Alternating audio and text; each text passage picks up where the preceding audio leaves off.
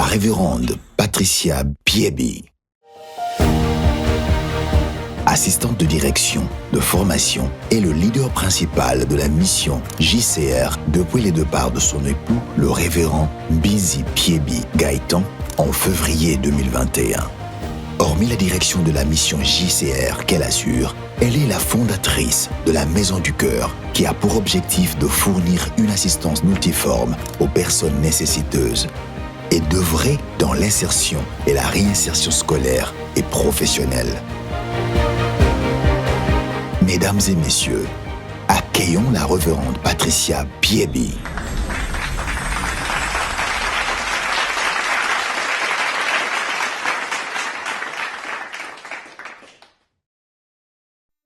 Alors, avant de pouvoir commencer mes propos, me présenter l'exposé, mon message, je voudrais déjà présenter toutes mes civilités à la prophétesse Patricia Yoka, qui est la visionnaire de la Conférence internationale des femmes élites, pour l'honneur qu'elle me fait encore de participer en qualité d'oratrice à cette 4e édition de cette conférence.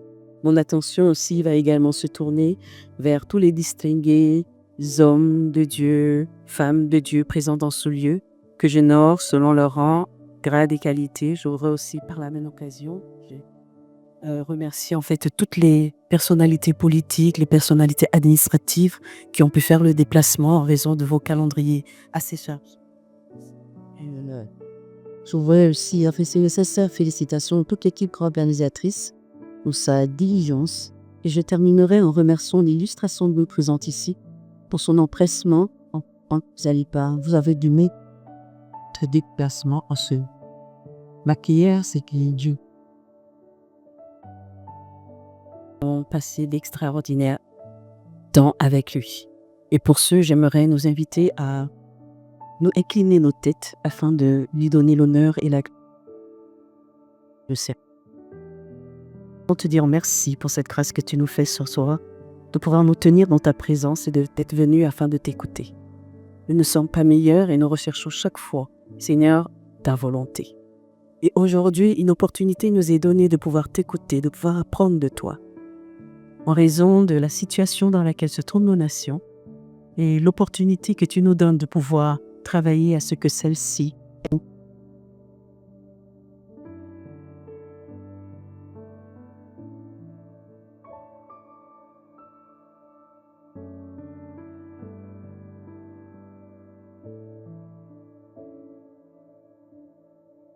non pas comme une experte, mais Seigneur, je voudrais m'offrir à toi afin que tout ce qui est de moi se taise et que seul ton nom soit élevé et que ton Saint-Esprit nous parle ce soir. Que l'honneur et la gloire te reviennent dans le nom de Jésus. Amen.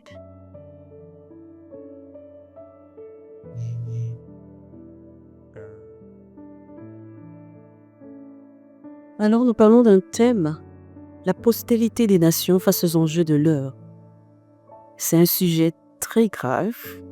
Je dirais c'est un sujet très important, vu qu'actuellement, aujourd'hui, quand on regarde à l'histoire de votre Afrique, on se rend compte que l'Afrique est en train de rentrer dans une nouvelle phase, une phase exceptionnelle que Dieu fait une grâce exceptionnelle que Dieu donne à l'Afrique pour pouvoir changer le cours de l'histoire. Nous n'allons pas rentrer dans un contexte prophétique un peu plus approfondi, mais simplement nous faire comprendre que Dieu est en train de changer le cours de l'histoire et Dieu veut redorer le blason de l'Afrique et que par conséquent, nous, en tant qu'Africains, et particulièrement les femmes en tant qu'Africaines, nous aurons un rôle à jouer. Plus un rôle qui soit virtuel, comme je le dis la plupart du temps, ou un rôle superficiel, mais il est plus important, il est très important pour nous aujourd'hui, que nous revisitions, c'est ce que je voudrais dire, que nous revisitions le rôle, l'identité de la femme que nous sommes. Nous avons souvent eu des conférences sur les femmes et beaucoup de conférences nous ont amenés à découvrir certaines choses, mais je crois qu'elles n'ont pas encore suscité véritablement ce qu'il faut qu'elles suscitent pour que nous changions de position et que nous adoptions la position qui est nécessaire ou la position dont Dieu a besoin pour que l'Afrique nouvelle qu'il est en train de susciter puisse véritablement émerger. Comme le disait tout à l'heure la prophétesse Yoka, les femmes sont au centre. au centre de nos nations. Les femmes sont au centre de la construction d'une nation. Les femmes aussi sont en même temps partenaires d'une nation et partenaires dans la construction d'une nation. Mais moi, ma prière aujourd'hui, c'est que les femmes ne se limitent pas à simplement être des partenaires, mais qu'elles deviennent des leaders. Vous allez pouvoir m'excuser pour la franchise que je vais devoir utiliser. Le but n'est pas de présenter ou de donner l'impression que je suis meilleur que vous, non. Ou de vous donner des leçons de morale, non. Le but est de susciter en nous quelque chose de plus grand, de plus fort, de plus noble, pour que l'Afrique à laquelle nous aspirons puisse être visible, puisse être louée. Parce que comme je le disais tantôt dans la prière, Dieu a un but pour les nations et Dieu, s'il a suscité des nations, c'est pour glorifier son nom. Et si Dieu doit glorifier son nom au travers des nations, c'est que Dieu a des plans excellents par rapport aux nations. Lorsque nous lisons les Écritures, nous avons tendance à souvent dire que la Bible dit que Dieu a des projets de paix et non de malheur pour chacun d'entre nous, afin que nous ayons un avenir et une espérance. Lorsque nous lisons souvent ces textes, nous avons tendance à penser que ces textes ne se limitent qu'à la personne que nous sommes. Mais en général, lorsque nous regardons les Écritures, ce texte s'adressait d'abord à une nation avant de s'adresser aux hommes de cette nation. Dieu a un projet de paix pour l'Afrique. Il a un avenir pour l'Afrique. Il a une espérance pour l'Afrique. Et par conséquent, il va falloir que nous nous approprions cette vérité et que nous puissions la matérialiser. Quand Dieu fait une promesse, il a déjà donné tout ce dont on a besoin pour que cette promesse se réalise. Donc, c'est à nous de pouvoir travailler à la matérialisation de cette promesse.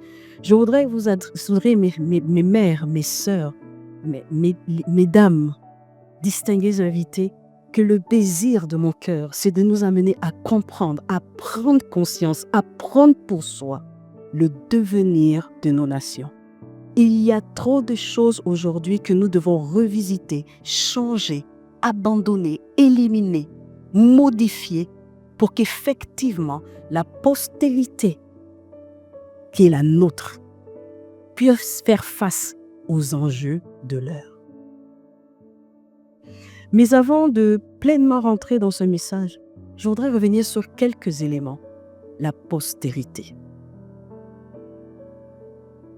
Quand on parle de postérité, en général, cela désigne une descendance, souvent issue d'une lignée, d'une famille, et qui est considérée comme essentielle à la continuité de l'humanité. Elle revêt souvent un aspect de noblesse et elle donne de la valeur à une personne, à une famille, à un nom.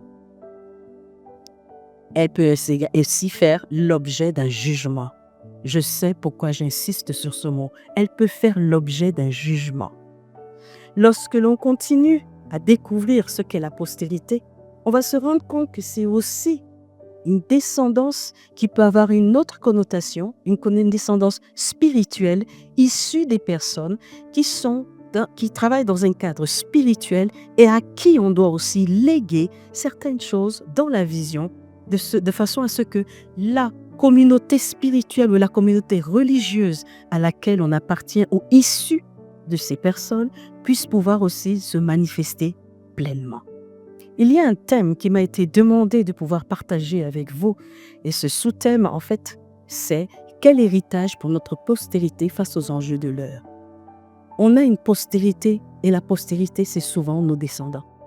Mais nous pouvons encore découvrir autrement que la postérité, comme on le dit, on les décrit dans les Écritures, ou selon certains termes grecs comme sperma, sporos, spora, ce sont des termes grecs, ou encore le terme hébreu zera, ce sont des termes grecs, des termes qui veulent dire, qui traduisent la postérité comme étant une semence. Et lorsqu'on parle de semence, on parle par extension d'un organe de reproduction. Donc, quand on parle de postérité, on parle d'un organe de reproduction appelé à produire. Donc, si on est aujourd'hui ici, c'est pour que nous produisions.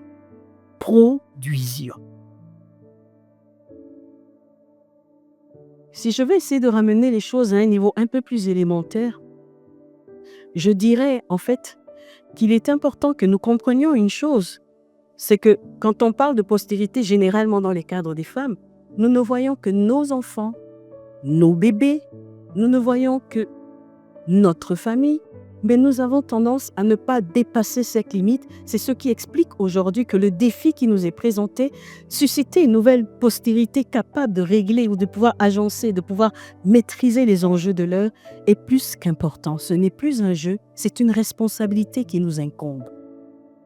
Et dès lors qu'on a une responsabilité de ce genre qui nous incombe, il importe pour nous que nous puissions nous asseoir un temps soit peu pour pouvoir redéfinir ce que l'on entend par postérité à nos yeux et redéfinir quelle est la responsabilité qui est la nôtre par rapport à la postérité qui est face à eux. Vu que nous parlons d'un héritage, ou c'est de cela dont je suis appelée à parler, nous parlons d'un héritage, j'aimerais attirer encore votre attention sur les termes héritage. Dans les temps bibliques anciens, l'héritage était une transmission d'un patriarche à son fils ou encore à ses filles parfois pour les honorer et les soutenir. Ça avait pour objectif de subvenir aux besoins, au statut de la famille et de garantir une pérennité de la famille. Dans la majeure partie des cas, lorsqu'on parle d'héritage, on va se rendre compte qu'on parle de biens matériels. Même Dieu, lorsqu'il parlait d'héritage dans l'Ancien Testament, il évoquait un fait, le fait qu'il donnait à la terre, à Israël, son peuple, une terre. Une terre pourquoi? Pour la cultiver afin qu'elle pourvoie à ses besoins. Et aujourd'hui, la même chose existe. Quand on reparle d'héritage, aujourd'hui, on entend et on se rend compte que la plupart du temps, lorsque les gens font allusion à l'héritage, on ne pense surtout qu'aux biens matériels. Biens immobiliers, biens financiers. Et tout le monde s'est beaucoup plus orienté dans ce sens et a oublié une autre partie de ce qu'est l'héritage. Et c'est aujourd'hui l'une des raisons pour laquelle notre prospérité est un peu amputée de ce qu'elle devrait être. Le Nouveau Testament nous présente l'héritage sous un autre angle. Ce n'est pas tant un héritage matériel, même si on y fait allusion, mais le Nouveau Testament nous présente un autre type d'héritage qui est un héritage spirituel. Cela ne diminue pas l'importance de l'héritage naturel ou l'héritage terrestre, mais seulement pour attirer notre attention qu'au-delà des biens matériels que nous pouvons avoir, il y a un héritage spirituel que nous avons besoin d'avoir si nous voulons que nos nations ou nos postérités puissent être aussi efficaces qu'elles devraient. Et pourquoi? Quand on lit les Écritures, on se rend compte que dans l'Ancien Testament, on parle d'un héritage physique et dans le Nouveau Testament, on parle d'un héritage spirituel. Y a-t-il deux types d'héritage? Oui, il y en a deux. Un héritage terrestre, pour lequel la plupart d'entre nous nous battons, et un héritage spirituel, pour lequel certains d'entre nous se battent, mais qui n'est pas véritablement une priorité. Bien que dans les temps anciens, c'était une priorité. Parce que ce qui faisait la force de l'Afrique, c'était généralement l'héritage spirituel. Mais aujourd'hui, la donne a changé. L'Afrique est portée aujourd'hui vers un héritage beaucoup plus matériel et a tendance à négliger l'héritage spirituel qui est l'un des atouts les plus importants. Quand on parle d'héritage spirituel, on parle beaucoup plus d'une transmission de valeurs. On parle d'une transmission de savoir-faire, on parle d'une transmission de savoir-être, on parle d'une transmission d'éducation, de caractère et d'identité. Il fut une époque où lorsqu'on voyait des Africains, la décence était de rigueur. Une femme africaine était très décente, une femme africaine était très polie. Même s'il arrivait qu'elle ait atteint ou elle ait vécu dans un environnement qui lui permettait d'avoir certains atouts, mais il n'en demeure pas moins qu'elle était très respectueuse, elle était très décente. Aujourd'hui, la culture, aujourd'hui plutôt l'héritage que nous avons fait en sorte, le fait que nous avons priorisé l'héritage matériel a fait en sorte que nous avons détruit ou quelque part réduit ou amenuisé l'aspect spirituel. Vous allez vous rendre compte qu'aujourd'hui, une jeune dame ne pourra plus s'habiller totalement décemment. Et quand vous lui ferez la remarque de dire « Jeune fille ou jeune dame, tu ne peux pas t'habiller à ce niveau, avec de tels vêtements », elle va vous dire « Qu'en est-il? Le monde a changé, vous êtes de la vieille école. » l'héritage demeure le même. L'héritage, selon Dieu, est un héritage physique, mais aussi un héritage spirituel. On ne peut pas gérer un héritage physique sans avoir le caractère approprié à gérer cet héritage. Mais nous avons trop changé la donne. Et aujourd'hui, l'héritage naturel, physique, bien matériel, bien immobilier est plus important. Nous travaillons plus maintenant aujourd'hui à léguer des biens, mais nous ne travaillons plus à léguer un caractère. Nous ne travaillons plus à léguer une identité. Nous ne travaillons plus à léguer des valeurs. Toutes nos valeurs n'ont plus lieu d'être aujourd'hui à cause de la modernité. C'est ce qui explique pourquoi l'Afrique n'a pas dépassé un certain seuil de prospérité, parce que nous n'avions plus ces valeurs d'antan. Il est temps que nous revenions à ces valeurs. C'est pourquoi j'ai apprécié l'introduction de la prophétesse Yoka qui disait qu'il est temps que ces deux types de valeurs travaillent ensemble. Le texte de Romains 9, 29, qui est à la base de cette conférence, nous dit « Et comme Ésaïe l'avait dit par avance, si le Seigneur des armées célestes ne nous avait pas laissé des descendants, nous ressemblions à Sodome, nous serions comme Gomorrhe. » C'est un texte très profond. Quand on prend le temps de le lire, on va se rendre compte d'une chose. Si nous n'avions pas de descendance conséquente, si nous n'avons pas de descendance qui avait été bâtie comme il se devait, on se serait retrouvé aujourd'hui dans la même situation que le peuple de Sodome et de Gomorrhe.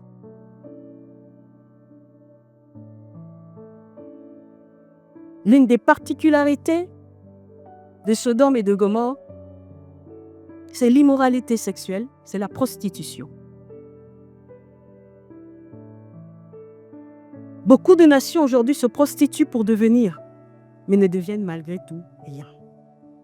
Mais aujourd'hui, nous sommes face à des enjeux économiques, sociaux et environnementaux majeurs qui aujourd'hui vont devoir conditionner notre avenir. Mais Dieu est en train de travailler à redorer le blason du leadership africain, à redorer le blason du continent africain. Et Dieu a besoin pour que ce continent soit à nouveau respecté et béni. Il a besoin de rechanger les bases et ces bases passent par la descendance qui est la nôtre. Pas uniquement cette descendance qui est filiale, qui vient de nos enfants, mais il y a un autre type de descendance, la descendance spirituelle. Il y a même la nation qui est un ensemble de personnes qui sont unies par une pensée, par un système économique, par des valeurs, par une culture identique qui vise un but. Maintenant, la question est de savoir, la postérité des nations auxquelles nous pensons, nos nations, c'est quoi? Ce sont des ensembles, c'est un ensemble de personnes, des personnes qui pensent, des personnes qui réfléchissent, des personnes ayant une culture, des personnes ayant un même type de langue, il y a un même système de valeurs et de pensée et il y a un objectif. Qu'est-ce qui fait la différence entre notre continent africain et les autres continents? Lorsqu'on regarde même aux pays émergents, qu'on appelle les pays asiatiques, ils étaient au même niveau que nous. Lorsque vous observez nos frères asiatiques, ils ont pratiquement les mêmes cultures que nous. Mais qu'est-ce qui a fait la différence? Que ces pays qui étaient pauvres, semblables aux nôtres, sont devenus ou sont appelés aujourd'hui des pays émergents. Pourquoi? La valeur de leur descendance. La qualité de leur descendance.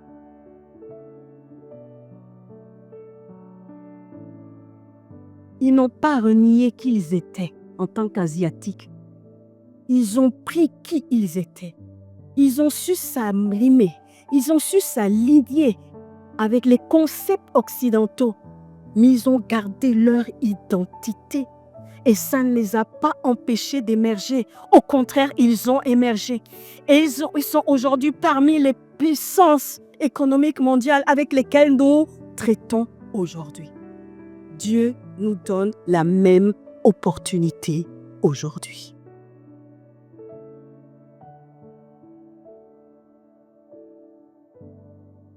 L'Afrique aujourd'hui, elle est face à des défis économiques, endettement, contraintes budgétaires.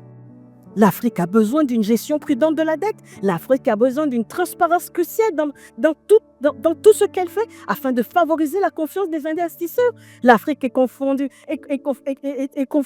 à une absence de diversification économique. Et aujourd'hui, on a besoin d'avoir une diversification économique pour ne plus être vulnérable aux fluctuations. Mais on a besoin de cela pour pouvoir être des personnes fortes, pour pouvoir avoir une économie forte. L'Afrique est face aux défis sociaux. Aujourd'hui, la pauvreté et l'inégalité, 60% de la population africaine vit encore dans la pauvreté et le taux de chômage des jeunes est à 25%, sinon plus.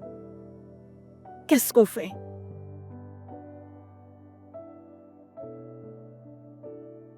L'insécurité alimentaire touche 85% des Africains. On a des difficultés quant à nos infrastructures. Pourquoi? Parce que la croissance est beaucoup plus rapide que la construction d'infrastructures capables de recevoir.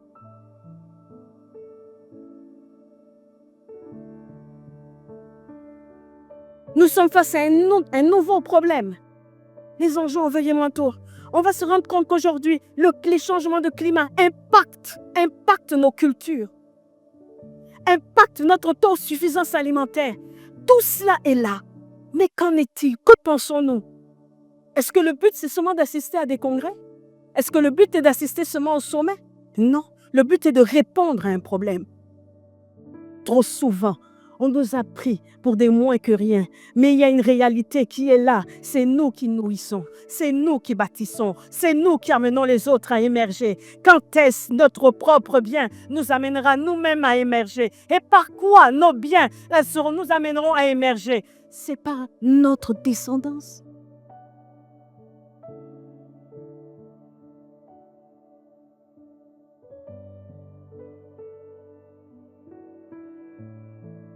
Il y a encore une opportunité. Parce que l'Afrique a des opportunités significatives, telles que nos ressources naturelles. Revisitons-les. Revisitons leur gestion. Revisitons leur exploitation. Nous avons encore une ressource encore plus importante. La jeunesse. Nos enfants.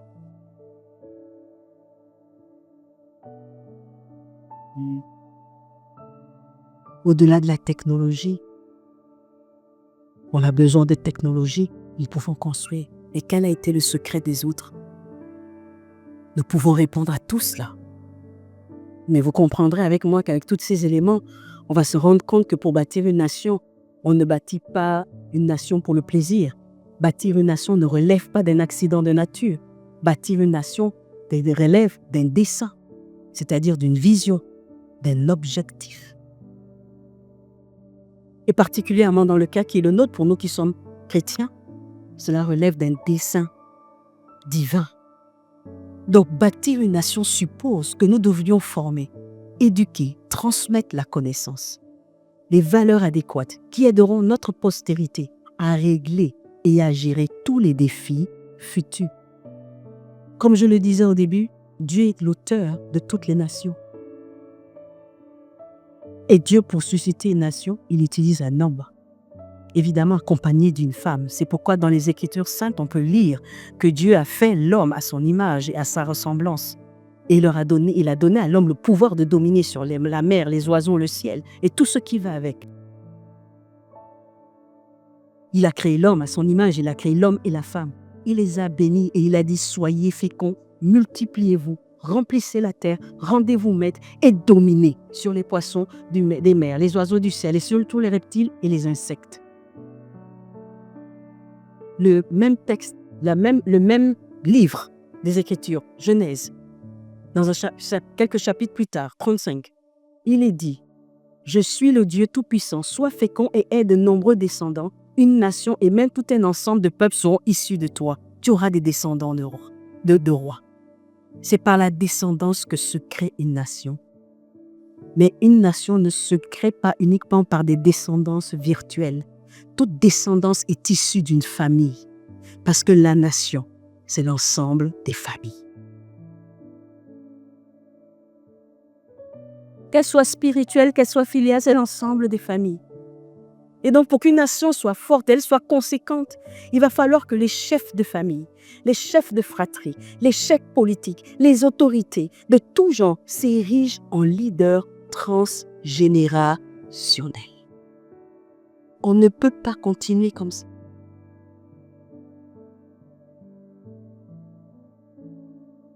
Je voudrais dire à ce moment précis à toutes les mères ou à toutes les femmes, élite ou pas, dès lors que vous êtes une femme et que vous êtes appelée à engendrer des personnes, il va falloir que vous preniez très au sérieux la responsabilité qui vous incombe. Être mère, être femme, être élite au féminin veut dire que nous sommes des leaders. Je voudrais vous dire ce soir, femmes, que le leadership n'est pas réservé qu'aux hommes. Le leadership aussi est réservé aux femmes. Il y a un leadership au masculin, il y a un leadership au féminin.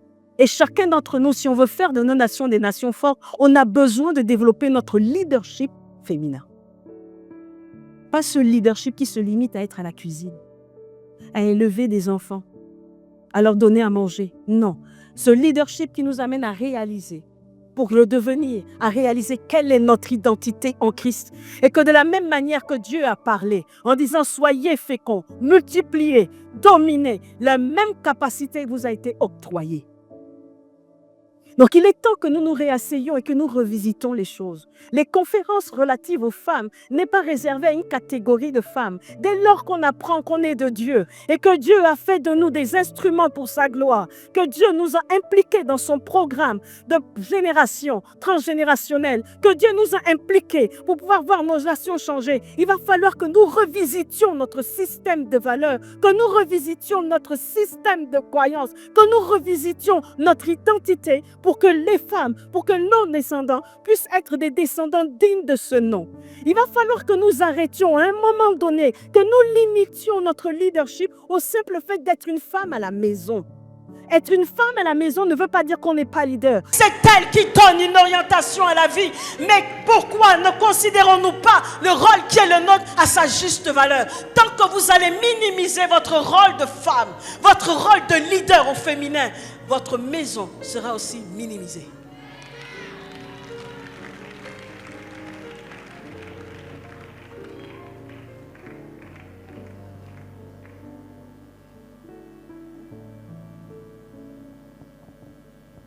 Quand Dieu dit à Abraham, en Genèse 12, « Je ferai de toi l'ancêtre d'une grande nation. Je te bénirai, je ferai de toi un homme important et tu deviendras une source de bénédiction pour les autres. » Il ne l'a pas fait seul.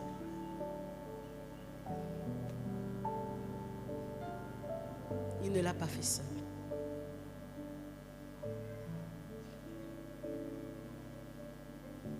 Il lui a simplement fait comprendre que je t'utilise et qu'à travers ta descendance, je vais créer une nation que j'ai l'intention de bénir, qui relèvera ma gloire, qui révélera ma gloire et qui démontrera que je suis bel et bien vivant.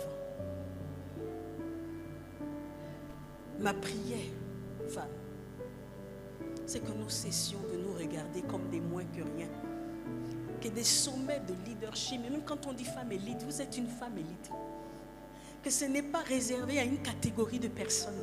Même si vous n'êtes pas habillé, je ne sais pas, en cardin ou je ne sais pas trop, ça ne veut pas dire que vous n'êtes pas une femme d'élite. Nos présidents,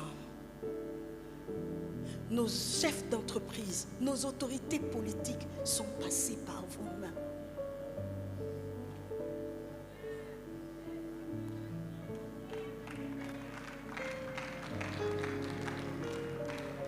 Et quand tout va mal, c'est toujours vers vous qu'on vient. C'est pas que je voudrais faire du féminisme aujourd'hui ou que je voudrais dire que les hommes ne sont pas bons, non. Mais simplement pour dire que vous êtes tellement présente qu'il va falloir que vous revisitiez votre type de leadership parce que vous avez des choses à transmettre. Et Dieu est en train de vous attendre. Tant que vous ne vous lèverez pas, Dieu ne pourra pas se lever. Il se lèvera à travers les femmes qui décideront, mais celles qui ne décideront pas retarderont quelque peu ce qui est en train d'être fait. Vous êtes des leaders.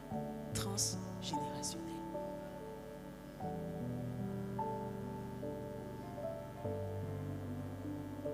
Vous êtes des leaders transgénérationnels. Et maintenant, ce que nous devrions comprendre, c'est que le leadership transgénérationnel est en fait l'essence même du concept de l'extension du royaume de Dieu. C'est même ça, le royaume de Dieu. Parce que lorsqu'on analyse les Écritures, on va se rendre compte que le leadership transgénérationnel, c'est simplement une façon de dire, le plus simplement, une formation au disciple-là.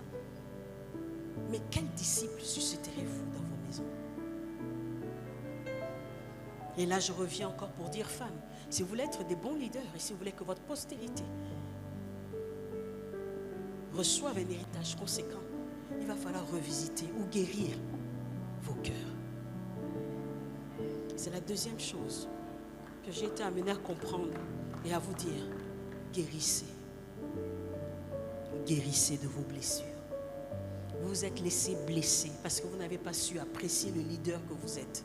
Vous êtes laissé blesser parce que vous avez mal compris le concept de la femme dans le royaume de Dieu. Vous êtes laissé blesser parce que vous avez laissé la tradition et la culture vous détruire. Aujourd'hui, Dieu dit, je veux vous guérir. Et c'est quand je vais vous guérir que les choses vont devoir changer. Il y aura une nouvelle génération, une nouvelle postérité de personnes, de femmes et d'hommes qui vont devoir changer notre Afrique. Nous aspirons tous à avoir une Afrique glorieuse. Elle est déjà là. Mais elle attend cette nouvelle génération. Elle est en train d'attendre. Puisse Dieu nous aider à comprendre cela.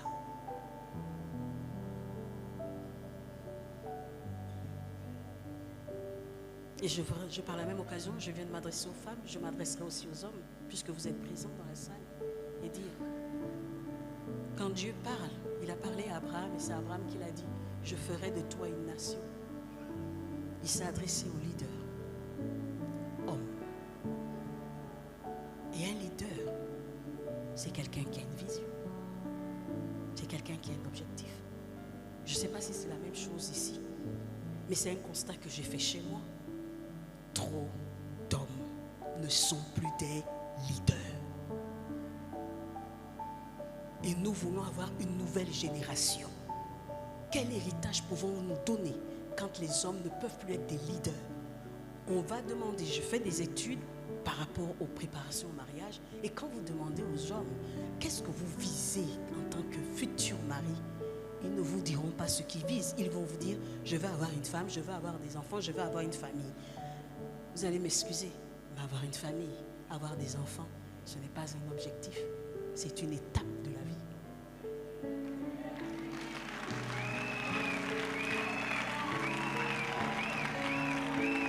Parce que c'est à la qualité de votre vision que sera déterminée la qualité de votre épouse, que sera déterminée la qualité de l'éducation de vos enfants, que sera déterminé l'environnement dans lequel vous allez élever vos enfants, que sera déterminé les valeurs que vous allez transmettre à vos enfants, que sera déterminé ce que Dieu veut que vous fassiez.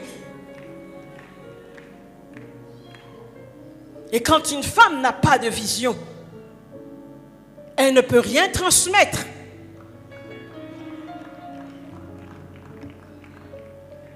Et malheureusement, quand une femme a une vision, elle est cataloguée de chef de famille qui veut prendre la place. Le mariage étant lui-même un ministère transgénérationnel, on ne devrait pas avoir de compétition dans le couple. On devrait plutôt avoir des personnes qui s'organisent. C'est un projet. Donc il est important, si nous voulons avoir une nouvelle génération qui soit capable de se confronter aux enjeux de l'heure, qui soit capable de gérer les enjeux de l'heure, avec toutes les réalités que je vous ai citées, il va falloir que nous revisitions notre leadership transgénérationnel, tant au masculin qu'au féminin. Que Dieu vous bénisse.